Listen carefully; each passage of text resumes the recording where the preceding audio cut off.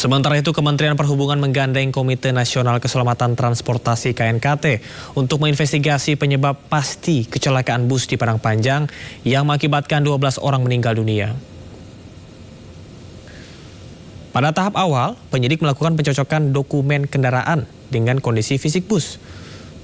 BPTD bersama dengan tim KNKT mendatangi lokasi kejadian, termasuk pemeriksaan keseluruhan terhadap kelayakan bus antar provinsi tersebut. Bus antar lintas Sumatera yang mengangkut 35 penumpang diduga mengalami gangguan pada sistem rem saat memasuki turunan curam di Bukit Surungan, sekitar 100 meter dari pintu keluar Terminal Busur, Padang Panjang, Sumatera Barat. Akibatnya 12 penumpang meninggal dunia di tempat, sementara 23 orang lainnya mengalami luka-luka.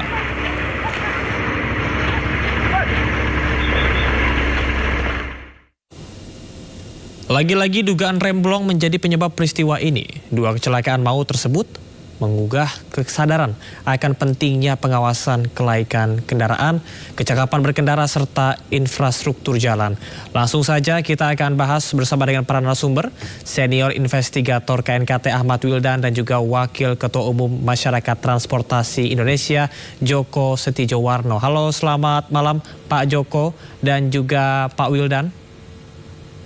Selamat malam. Selamat malam.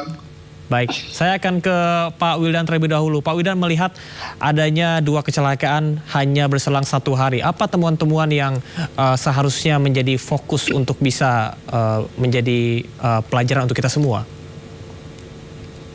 Ya, dalam hal ini KNKT sudah menurunkan tim, tapi kami belum memiliki cukup faktual yang dapat menjelaskan secara teknis apa yang terjadi di sana. Namun kalau kita belajar dari kejadian-kejadian kegagalan pengereman maupun remblong yang terjadi di seluruh Indonesia dari tahun 2016 sampai 2025 ini, hampir semuanya 99% itu terjadi di jalan menurun. Ini menandakan bahwa jalan menurun adalah jalan yang berisiko bagi kendaraan besar untuk mengalami kegagalan pengereman atau remblong ini. Di sini perlu ada hal-hal yang harus menjadi perhatian, terutama bagi para pengemudi, yaitu terkait dengan prosedur penggunaan sistem rem di jalan menurun, di mana mereka harus menggunakan engine brake, exhaust brake, dan kalau ada retarder. Tapi ketika pengemudi menggunakan gigi tinggi di sana, maka dia akan dipaksa untuk melakukan pengereman panjang dan berulang. Dan ini akan meningkatkan resiko terhadap kegagalan pengereman ataupun remblong tadi. Oke, baik. Pak Wildan, berarti memang yang menjadi salah satu fokus adalah berkaitan dengan remblong yang terus terjadi. Saya akan ke Pak Joko. Pak Joko, bagaimana Anda memandang dua kecelakaan ini yang terjadi secara berurutan hanya selang 1 hari dalam konteks manajemen transportasi, apa yang perlu diperbaiki? Ya, saya kira cukup banyak yang diperbaiki ya. Kami menyorot itu adalah masalah anggaran sebenarnya. Ketika anggaran itu ada untuk keselamatan, masih tetap ada kecelakaan cukup banyak. Apalagi sekarang anggaran keselamatan itu banyak yang dipangkas. Sehingga mesti pemerintah untuk melakukan monitoring, evaluasi, pemeliharaan keselamatan itu hilang sama sekali. Bahkan anggaran KNKT aja tuh dipotong habis-habisan. Ini Pak Wildan dan teman-teman kalau ada kecelakaan tuh bingung uangnya dari mana. Gitu kan. Nah itu masalah utama sebenarnya. Ya, jadi kalau teknis saya kira nanti kita lihat hasil investigasi dari KNKT. Tapi ini masalah penting karena ini 2 hari berturut. Semoga besok tidak ada kecelakaan lah. Berharapnya begitu ya. Tapi siapa yang menjamin kan dengan kondisi yang seperti ini, di mana teman-teman perhubungan yang mereka mestinya melakukan pengawasan ya ke daerah-daerah itu tidak bisa dilakukan karena memang tidak ada anggaran. Jadi selalu lepas semuanya, ya berjalan masing-masing ini. Baik, ya. Saya akan konfirmasi langsung ke Pak Wildan. Pak Wildan, tadi sempat disebutkan oleh Pak Joko bahwasanya efisiensi anggaran juga terjadi di KNKT. Apakah benar dan apakah cukup mempengaruhi bagaimana KNKT untuk bisa bertindak dan juga melaksanakan tupoksinya? Ya memang untuk masalah efisiensi ini menimpa hampir semua ke kementerian dan lembaga dan termasuk juga KNKT. Di sini makanya kami benar-benar harus berhitung dengan cermat mana yang akan kita investigasi, dan ketika kita menurunkan investigasi kita batasi jumlah orangnya, kita batasi harinya, dan ini jelas pastinya tentu akan ada berdampak terhadap dari kualitas pada investigasi itu sendiri. Namun demikian, apapun kita tetap akan berupaya melakukan yang terbaik, memberikan yang terbaik untuk bangsa ini, dengan tetap bekerja dengan apapun yang terjadi, apapun anggarannya, kita akan berupaya semaksimal mungkin untuk memberikan kontribusi yang positif terhadap keselamatan jalan di Indonesia. Oke, baik. Pak Wildan, apakah ada langkah-langkah khusus yang dilakukan dengan efisiensi yang dilakukan seperti ini supaya bagaimana KNKT melaksanakan tugasnya tetap maksimal? Ya, kita tadi melakukan efisiensi yang pertama untuk kecelakaan-kecelakaan tertentu yang kita bisa melakukan secara tabletop investigation, artinya kita investigasi dari Jakarta, ya kita lakukan secara tabletop tadi, secara kita remote, kita minta datanya dan sebagainya. Namun ketika sesuatu yang kita harus turun, nah kita batasi, orangnya hanya 2 orang. Kemudian harinya juga kita batasi, nggak boleh lebih dari 3 hari, 2 hari selesai, cepat kembali dan sebagainya. Baik, Pak Wildan dan Pak Joko, sebelum kita melanjutkan dialog kita hari ini, dapat kami informasikan bahwasanya sebelumnya kami sudah mengundang pihak dari Kementerian Perhubungan namun belum bisa bergabung pada hari ini. Saya akan ke Pak Joko. Pak Joko melihat ada beberapa aspek yang menyebabkan terjadinya kecelakaan, baik itu remblong, kemudian juga kita bisa lihat dari kondisi jalan yang menurun gitu. Apa sebetulnya yang harus diperbaiki dari hal tersebut atau langkah-langkah preventif lainnya yang bisa kita lakukan selaku masyarakat? Nah, ini sebenarnya kalau masyarakat hanya bisa berdoa saja. Ya mau gimana lagi? Saya tadi katakan di awal, ya, salah satunya untuk pemeliharaan fasilitas keselamatan. Apa itu dari keselamatan? Memelihara rambu lalu lintas, ya. Rambu-rambu itu harus dipelihara. Jadi kalau sudah kusam-kusam harus dibersihkan, ada dahan-dahan harus dipotong, itu kan harus dilakukan, ya. Kemudian marka jangan sampai kusam. Nah, yang ketiga adalah penerangan jalan PJU. Nah, kalau sudah mati malam hari siapa yang mau tanggung jawab? Nah, ini kan penting. Sepele tapi itu berbahaya. Itu tidak ada anggarannya, lantas gimana ya? Kita suruh berdoa saja sekarang. Baik, Pak Joko, ini mengenai fasilitas yang sempat Anda soroti. Artinya, apakah Anda menilai perlu ada reformasi besar-besaran yang perlu dilakukan dalam pengelolaan moda transportasi dan juga fasilitas negara?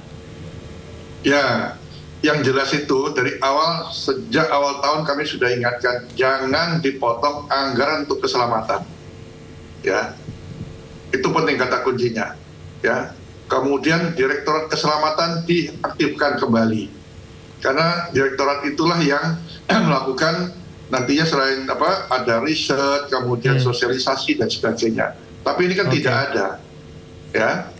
Kemudian hal-hal lainnya juga berkenaan dengan teman-teman pusat di daerah dananya BPTD, mereka tentunya ada kewajiban melakukan sosialisasi, kemudian monitoring, pertemuan dengan pembinaan-pembinaan di daerah, dan baik itu pada operator, pada supir, kemudian konsolidasi dengan beberapa Pemda. Ini juga tidak dianggarkan, jadi seolah-olah tidak ada kerjasama antara pusat dan daerah. Nah, ini kan sebenarnya lepas semua lah, ya. Jadi kami juga berpikir ini apa gunanya Indonesia membentuk SDM yang bagus, ya, kualitasnya karena MBG, tapi ternyata taruhannya nyawa di jalan. Jadi seolah hilang nanti kita bentuk SDM yang unggul-unggul, mati di jalan raya. Ini kan nggak imbang. Bukan kami anti MBG itu tidak, itu sangat bagus sekali. Ya, tapi tentunya ini jangan sampai mengabaikan anggaran untuk keselamatan. Baik Pak Joko, saya akan kembali ke Pak Wildan. Pak Wildan, berkaitan dengan 2 kecelakaan parah yang terjadi dan merenggut 10 dan juga 12 nyawa masyarakat Indonesia. Apa Anda memiliki data spesifik mengenai temuan-temuan dari KNKT, apa yang terjadi mengenai remblong tadi, kemudian Anda bisa sampaikan kepada kami informasi-informasi yang mungkin ini perlu menjadi perhatian bagi Kementerian Perhubungan. Pak Wildan, silakan. Baik, Sebenarnya kegagalan pengereman dan remblong itu seharusnya tidak perlu terjadi. Seperti di Amerika Serikat itu paling setahun hanya sekali. Di Jepang itu 5 tahun hanya 2 kali. Dan kalau kita bicara risiko dengan pesawat dengan jalan, risikonya tinggian pesawat dan mereka hampir nggak pernah remblong. Pertanyaan kenapa bisa gitu?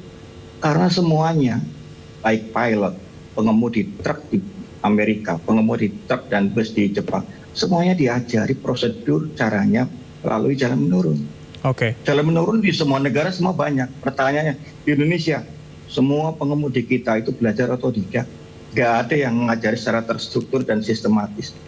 Oleh sebab itu, kalau saya katakan, saya pernah ditanya, kira-kira gimana? Ya, selama pengemudi kita nggak terdidik dengan baik, tidak mengerti caranya melalui jalan menurun dengan baik, maka remblong itu akan terjadi bisa di mana saja dan kapan saja. Tinggal arisan aja, dia bisa kapan aja terjadi, di mana saja.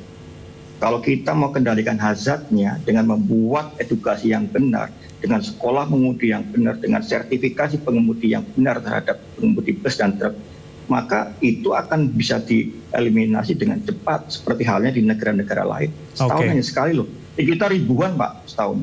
Baik Pak Wildan, saya akan ke Pak Joko. Pak Joko, apakah Anda setuju bahwasanya pengawasan dan juga peningkatan skill bagi SDM atau supir ini perlu ditingkatkan agar tidak terjadi hal serupa?